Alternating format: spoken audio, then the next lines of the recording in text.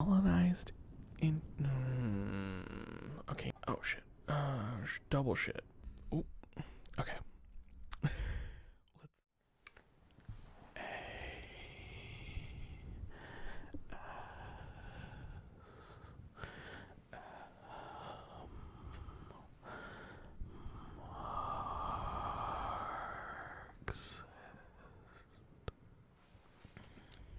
On national culture. It is not enough to write a revolutionary hymn to be a part of the African Revolution. One has to join with the people to make this revolution. Make it with the people, and the hymns will automatically follow.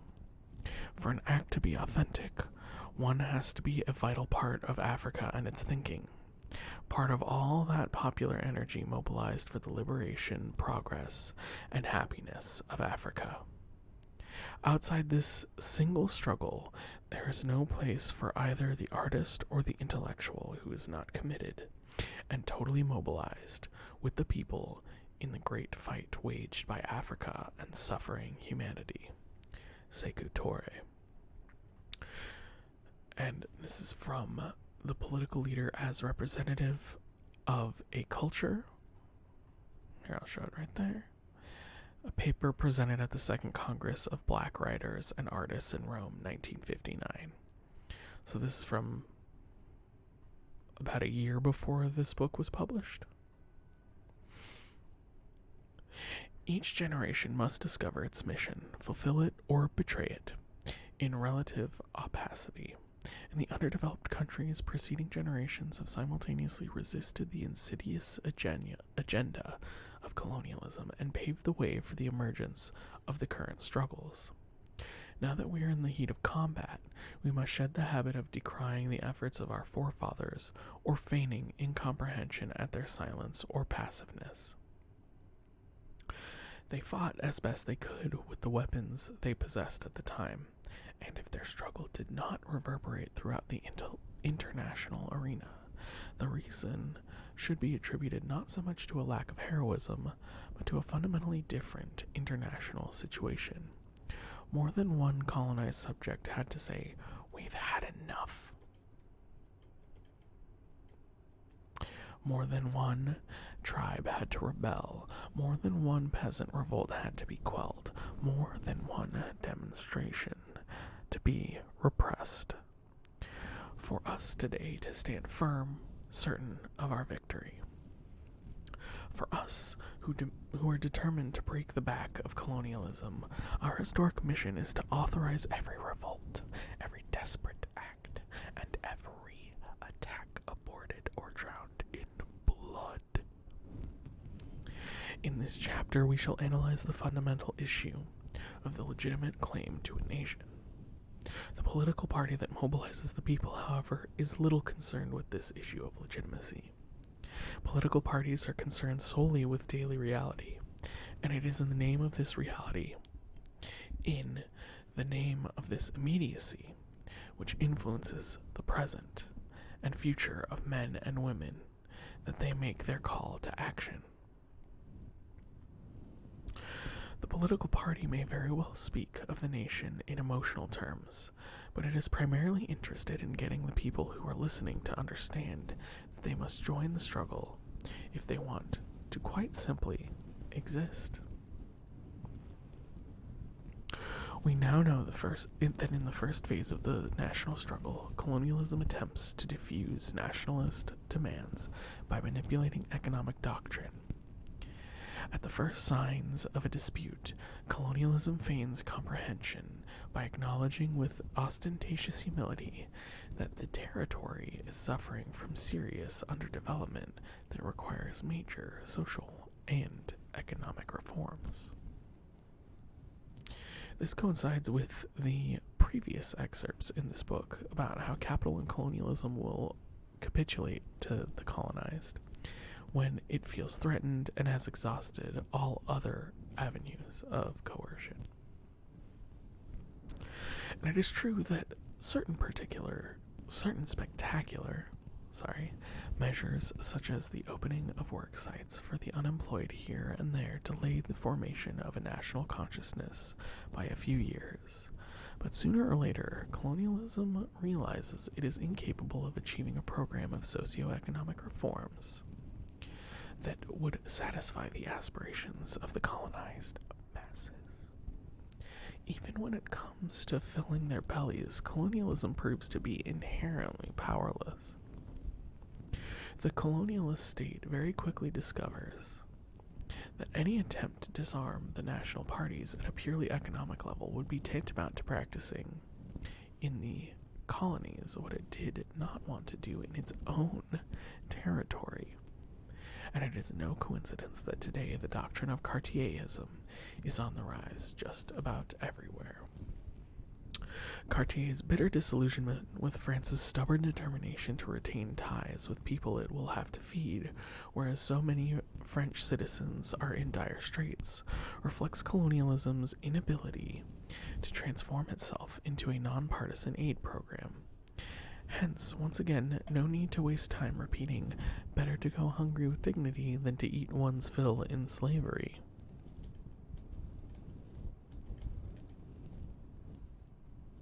On the contrary, we must persuade ourselves that colonialism is incapable of procuring for colonized peoples the material conditions likely to make them forget their quest for dignity.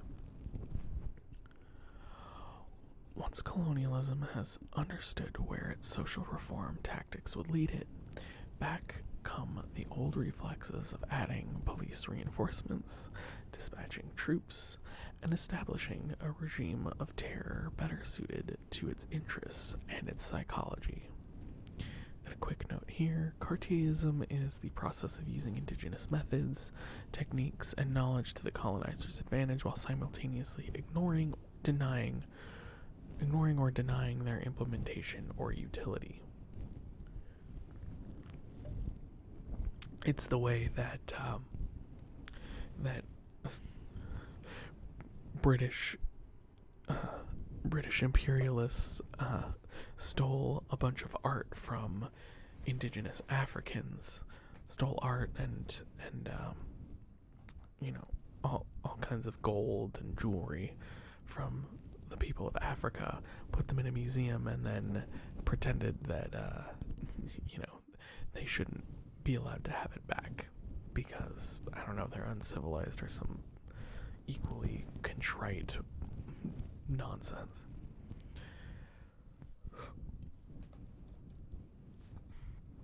Within the political parties, or rather parallel to them, we find the cultured class of colonized intellectuals. The recognition of a nation, a national culture, and its right to exist represent their favorite stamping ground. Whereas the politicians integrate their actions in the present, the intellectuals place themselves in the context of history.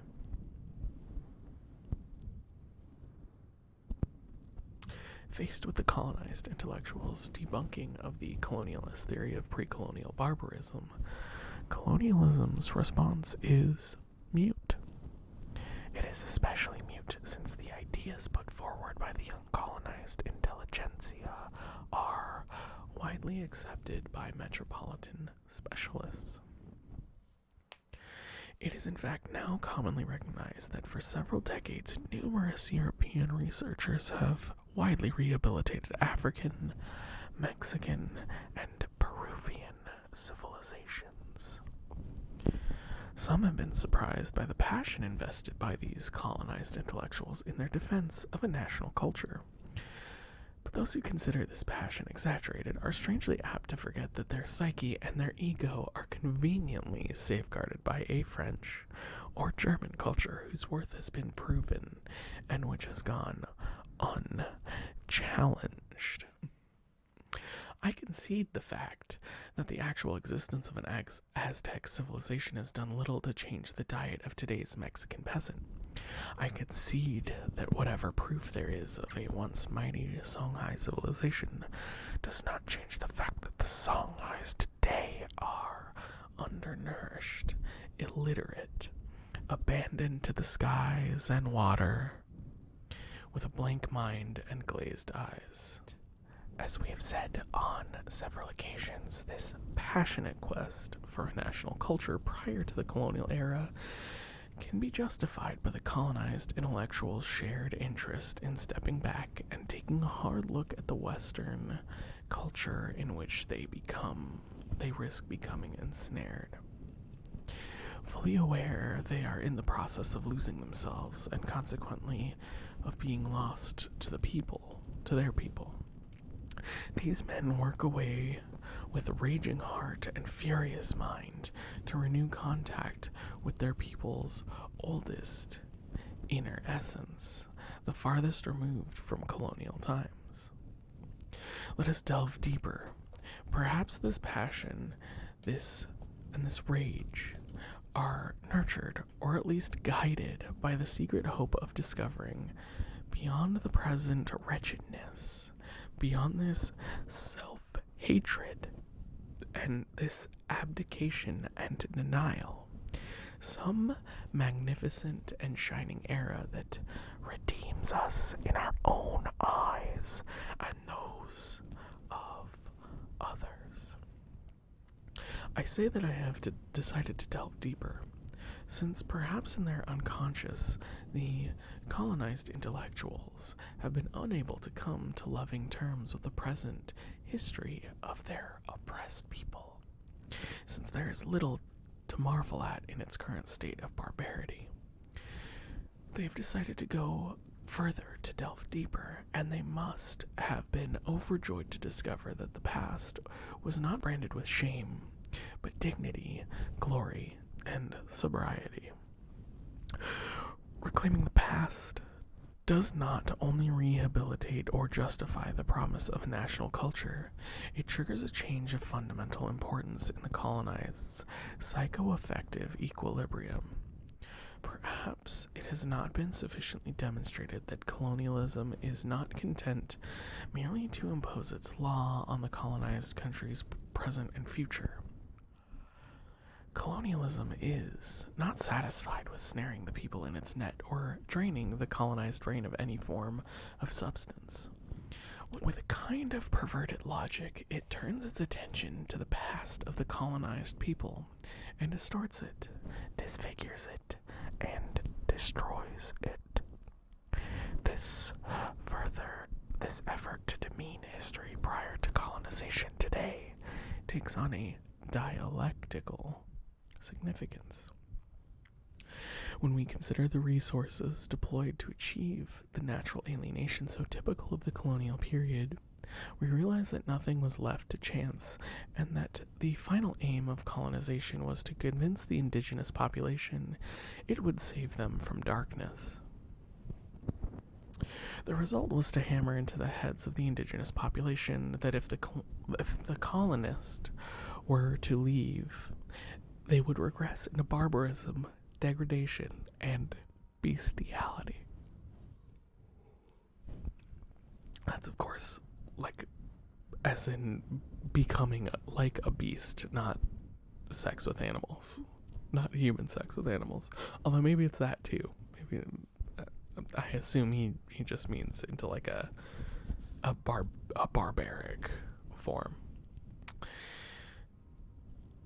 At the level of the unconscious, therefore, colonialism was not seeking to be perceived by the indigenous population as a sweet, kind-hearted mother who protects her child from a hostile environment, but rather a mother who constantly prevents her basically perverse child from committing suicide or giving free rein to its malevolent instincts.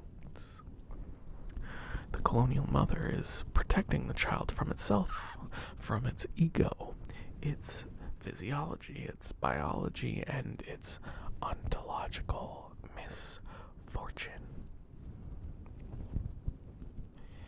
In this context, there is nothing extravagant about the demands of the colonized intellectual, simply a demand for a coherent program.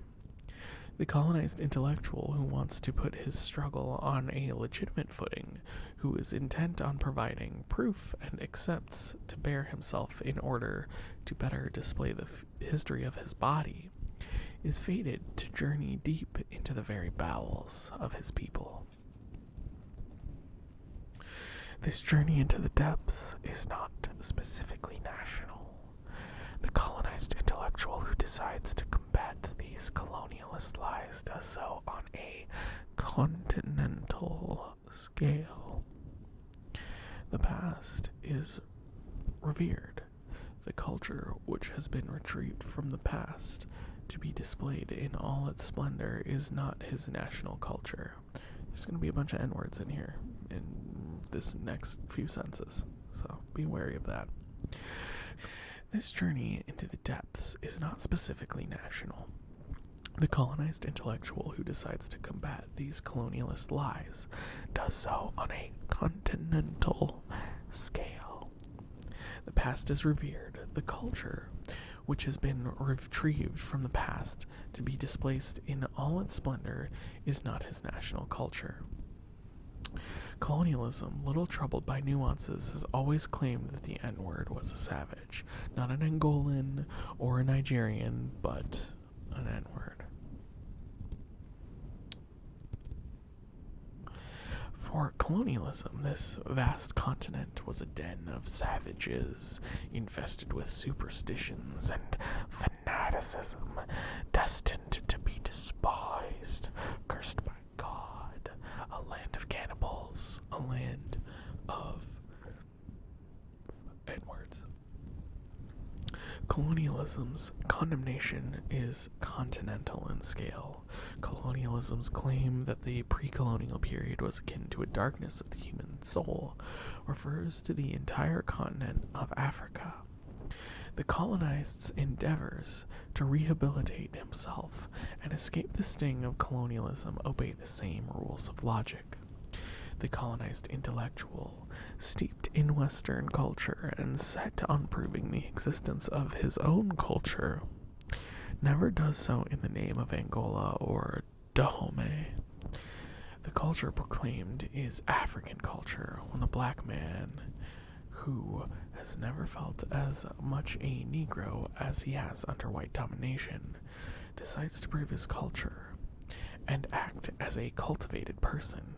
He realizes that history imposes on him a terrain already mapped out, that history sets him along a very precise path, that he is expected to demonstrate the existence of a Negro culture. And it is all too true that the major responsibility for this racialization of thought, or at least the way it is applied, lies with Europeans who have never stopped placing white culture in opposition to other non-cultures. Air quotes are mine. Colonialism did not think it worth its while denying one national culture after the other. Consequently, the colonized response was immediately continental in scope. In Africa, colonized literature over the last 20 years has not been a national literature, but a Negro literature. The concept of negritude, for example, was the effective, if not logical, antithesis of that which the white man had leveled at the rest of humanity. This negritude, hurled against the contempt of the white man, has alone proved capable in some sectors of lifting taboos and maledictions. Because the Kenyan and Ghanaian intellectuals were above all confronted with a generalized ostracism and the syncretic contempt of the colonizer, their reaction was one of self-regard and celebration. Following the unconditional affirmation of European culture came the unconditional affirmation of African culture. Generally speaking, the bards of negritude would contrast old Europe versus young Africa, dull reason versus poetry, and stifling logic versus exuberant nature. On the one side there stood rigidity, ceremony, protocol, and skepticism, and on the other, naivety, petulance, freedom, and indeed, luxuriance, but also irresponsibility. The bards of negritude did not hesitate to reach beyond the borders of the continent. Black voices from America took up the refrain on a large scale. The black world, quote unquote, came into being, and Busia from Ghana, Birago Diop from Senegal, Hampate Ba from Mali, and St. Clair Drake from Chicago were quick to claim common ties and identical lines of thought. This might be an appropriate time to look at the example of the Arab world. We know that most of the Arab territories came under colonial domination. Colonialism used the same tactics in these regions to inculcate the notion that the pre-colonial history of the indigenous population had been steeped in barbarity. The struggle for national liberation was linked to a cultural phenomenon commonly known as the awakening of Islam. The passion displayed by contemporary Arab authors in reminding their people of the great chapters of Arab history is in response to the lies of the occupier. The great names of Arabic literature have been recorded, and the past of the Arab civilizations has been brandished with the same zeal and ardor as that of the African civilizations. The Arab leaders have tried to revive the famous Dar el-Islam, which exerted such a shining influence in the 12th and 13th and 14th centuries. This is particularly prescient when we're thinking about the recent events in Israel-Palestine, right? With the events going on in the evictions. I don't know why I'm being so editorial about it, you know, or I guess non-editorial, being so I don't know, middle of the road about it. But the ethnic cleansing going on in Sheikh Jarrah, which was already a part of ethnic cleansing, like it was a lot of the people living in Sheikh Jarrah, part of the thing that makes it so fucking nasty is that they were living there because they were kicked out by Israeli settlers to begin with from their hometowns. In like, I think I was listening to something today where the person was saying like at least one of the families was from like Haifa. Like there's just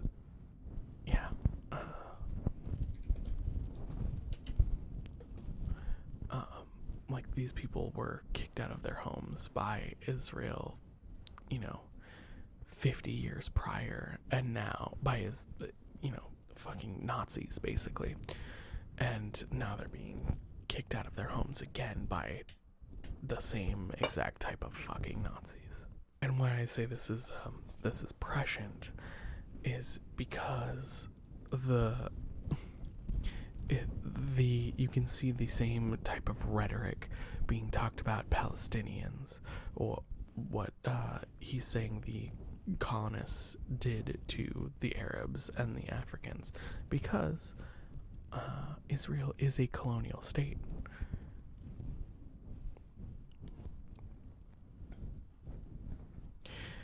And that's also why there, in my view, is no two-state solution. A two-state solution is impossible. There is either full rights for Jews and Arabs and everyone who is a quote-unquote citizen of Israel, or there is a no-state solution. No, there's just a one-state solution. There can only be a one-state solution until we abolish all states. That's my no-state solution, is abolish all states. Anyway, let's keep going. Today, at a political level, the Arab League is a concrete example of this determination to revive the legacy of the past and carry it to a conclusion. Today, Arab physicians and poets hail each other across borders in their endeavor to launch a new Arab culture, a new Arab civilization. They join forces in the name of Arabism, which is the guiding light for their thoughts. In the Arab world, however, even under colonial domination, nationalist feeling has been kept alive at an intensity unknown in Africa. As a result, the Arab League shows no signs of that spontaneous solidarity between members of the group. On the contrary, paradoxically, each member endeavors to praise the achievements of his nation, although the cultural element has been freed from the lack of differentiation that is characteristic of the African world. The Arabs do not always manage to forget their common identity when faced with an objective. Their actual cultural experience is not national but Arab. The issue at stake is not yet to secure a national culture, not yet to plunge into the groundswell of nations, but rather to pit an Arab or African culture against the universal condemnation of the colonizer. From both the Arab and African perspectives, the claims of the colonized intellectual are syncretic, continental in scope, and in the case of the Arabs, global. This historical obligation to racialize their claims, to emphasize an African culture rather than a national culture, leads the African intellectuals into a dead end. Let us take, for example, the African Society for Culture. The society was created by African intellectuals for a mutual exchange of ideas, experiences, and research. The aim of the society was therefore to establish the existence of an African culture, to detail it nation by nation, and reveal the inner dynamism of each of the national cultures.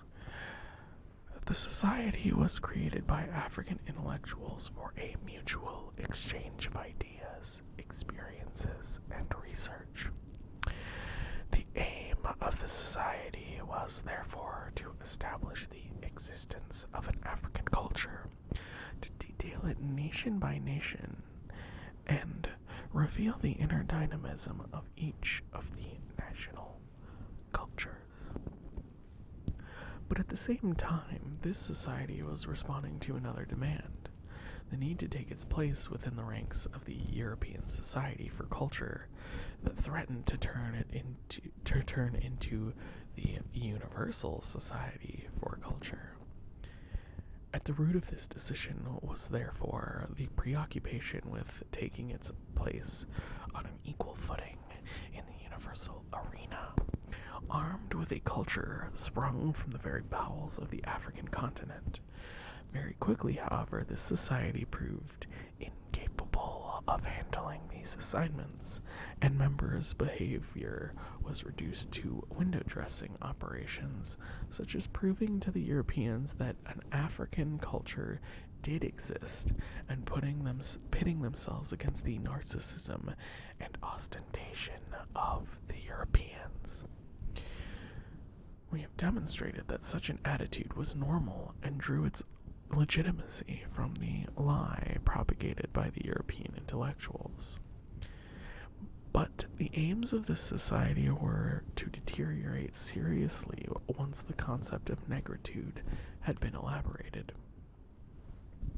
The African Society for Culture was to become the cultural society for the black world, and was forced to include the black diaspora, i.e. the dozens of millions of blacks throughout the Americas.